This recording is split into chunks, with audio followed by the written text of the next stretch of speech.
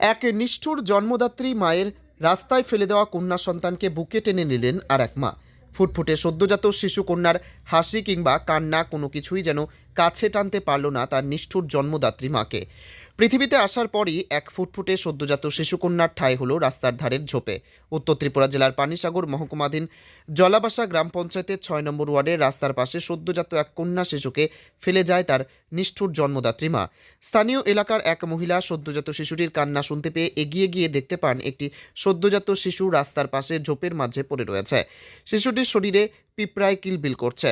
তখন তিনি আশেপাশের লোকজনদের ডেকে খবর দেন পানিসাগর অগ্নি নির্বাপক দপ্তরের কর্মীদের। খবর পেয়ে অগ্নি নির্বাপক দপ্তরের কর্মীরা সদ্যজাত শিশুটিকে উদ্ধার করে জলাবাসা হাসপাতালে নিয়ে গেলে বর্তমানে সেখানেই সুস্থ অবস্থায় রয়েছে শিশুটি। আমার নাম চামেলি দাস। কোন জায়গার বাড়ি? নদুন। কত নম্বর ওয়ার্ড? নদুন। কোন না বাড়ি স্কুলের না? না না, খেলার মাঠ। আপনি কোন সময় দেখছেন এটা? সকালে ও দেখছি 10 মিনিট না গো 10 মিনিট না। কে ফালাইতে কেউ দেখছেন না? আর কেউ দেখছে না। এরপরে আমার নাতি ওগুলো পালাইতে দেখছি না। তাই না?